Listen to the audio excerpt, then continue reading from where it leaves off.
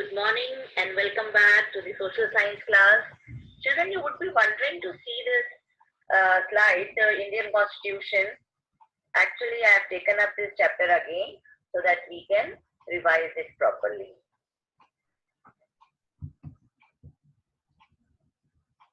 Before we move ahead, let me know one thing.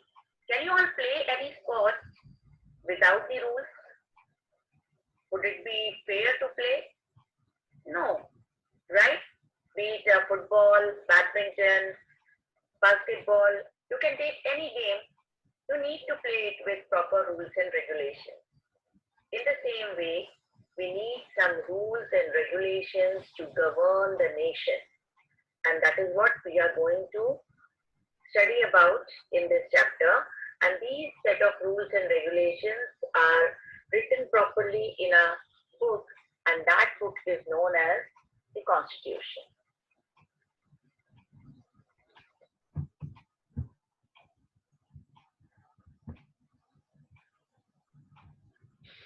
Why does a country need a constitution? Today, most countries in the world have a constitution, while all democratic countries are likely to have a constitution. At the same time, it is not necessary that all countries that have a constitution are democratic. It means even if a country has a monarch as a ruler or a dictator is there, they can also have their own constitution where they have written the rules and regulations to govern it. Constitution lays out certain ideals that form the basis of the kind of country that we as citizens aspire to live in. Or put another way, a constitution tells us what the fundamental nature of our society is.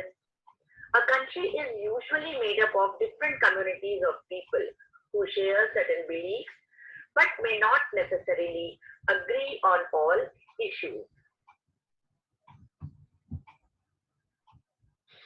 In 1934, the Indian National Congress made the demand for a Constituent Assembly. During the Second World War, this assertion for an independent Constituent Assembly formed only of Indians gained momentum, and this was convinced in December 1946. You can see the picture on your slide that shows some members of the Constituent Assembly. Between December 1946 and November 1949, the Constituent Assembly drafted a constitution for independent India. Free to shape their destiny at last, after 150 years of British rule, the members of the Constituent Assembly approached this task with the great idealism that the freedom struggle had helped produce. The photo alongside shows Prime Minister Jawaharlal Nehru addressing the Constituent Assembly.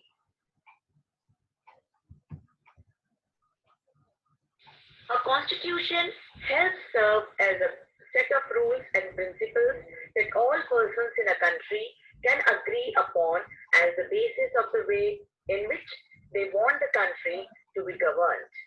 This includes not only the type of government, but also an agreement on certain ideals that they all believe the country should uphold. Let us try and understand what we mean by this through two contrasting situations in the recent history of Nepal, a country that borders India on the north. Until quite recently, Nepal was a monarchy. The previous constitution of Nepal, which had been adopted in 1990, reflected the fact that the final authority rested with the king.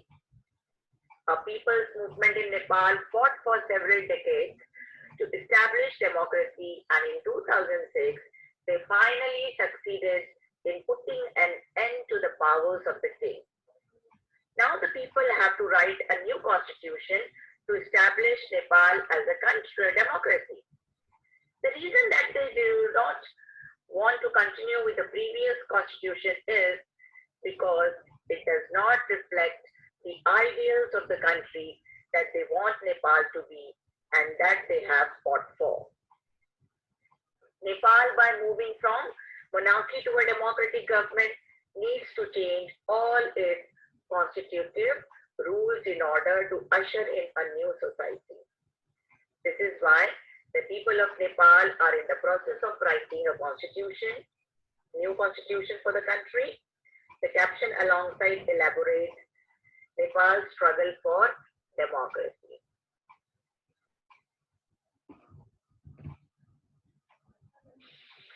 The second important purpose of a constitution is to define the nature of a country's political system. In countries that have adopted a democratic form of government or polity, what is the meaning of polity? A society that has an organized political structure. The constitution plays a crucial role in laying out certain important guidelines that govern decision making within these societies. As you all know, in our democracy, we choose our leaders so that they can exercise power responsibly on our behalf. However, there is always the possibility that these leaders might misuse their authority, and the Constitution usually provides safeguards against this. This misuse of authority can result in gross injustice, as demonstrated in the picture which is being displayed on your screen, that there is a classroom scenario they have shown. There is a monitor of the class, and when the teacher is leaving the class, she is giving the responsibility to Suresh, who is the class monitor, to take care of the class in her absentia. But what is happening?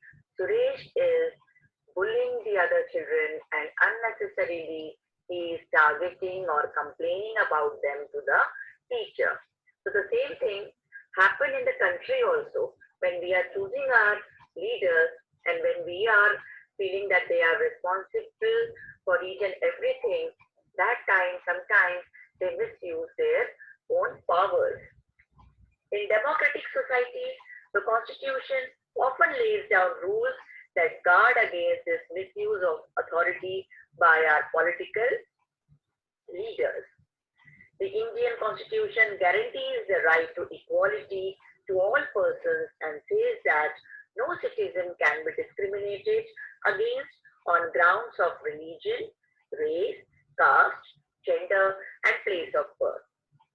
The right to equality is one of the fundamental rights guaranteed by the Indian Constitution. Another important function that a constitution plays in a democracy is to ensure that a dominant group does not use its power against other, less powerful people or groups.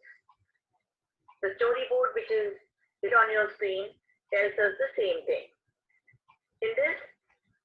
In a classroom, there are more boys and less girls, and when they are having a different choice of playing at that time, sometimes the teacher also is deciding by showing off the hands, and when the majority people are supporting any one thing, the decision has been taken according to that.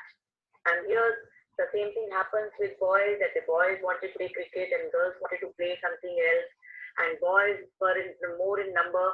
So automatically the majority was there and teacher agreed to play the game which the boys were resting. And that is how the girls were feeling bad, that as we are less in the number, it will be always happening with us in future also, that whenever we are liking to do something else, our teacher will not allow us.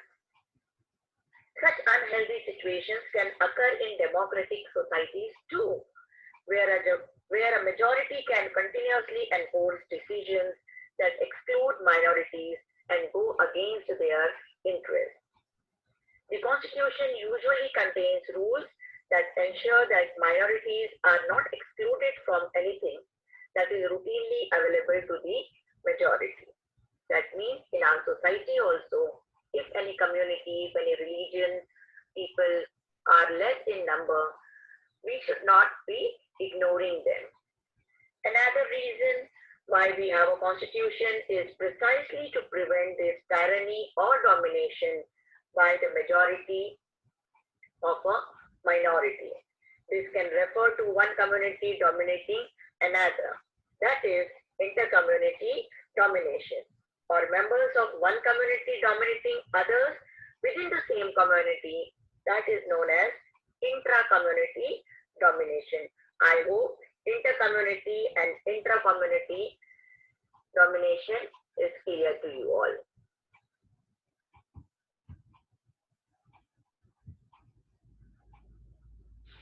The third significant reason why we need a constitution is to save us from ourselves.